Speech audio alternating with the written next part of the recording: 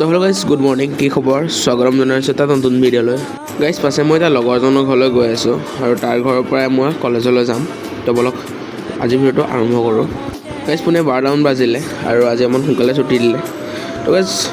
মই আজি ঘৰলৈ আহি আছিলোঁ তাৰপিছত এটা বেড নিউজ পালোঁ গাইজ ঠিক আছে যে গাইজ স্কুবা ডাইভিং কৰিবলৈ গৈ জুবিনদাৰ মৃত্যু হ'ল বুলি শুনিছিলোঁ গাইজ ঠিক আছে এইটো কিমান সত্য মই নাজানো তাৰপিছত যেতিয়া মই ষ্টেটাছ চালোঁ গাইজ ঠিক আছে তেতিয়া মই গম পালোঁ যে এইটো সত্য আৰু ভাটিবেলা আমি ওলাই আহিলোঁ তেওঁ শ্ৰদ্ধাঞ্জলিৰ বাবে মোৰ যথেষ্টখিনি দুখ লাগিছে কাৰণ সৰুৰ পৰাই সেইটো গান তেওঁৰ গান শুনা গাইজ ঠিক আছে হঠাৎ ইমানবোৰ মানুহ আহিছে গাইজ ঠিক আছে শ্ৰদ্ধাঞ্জলিৰ কাৰণে তো এতিয়া বৰ্তমান আমি ঘৰলৈ গৈ আছোঁ বাৰু শ্ৰদ্ধাঞ্জলি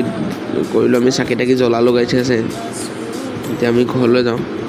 আজি মই লাইক চাইক কৰিব একো নিদিওঁ ঠিক আছে আপোনালোকে লাইক নকৰিলেও নাই খালি এটাই কথা ক'ম জুবিন দা য'ত আছে তাতে থাকক ভালে থাকক আৰু গালি বাকি আছে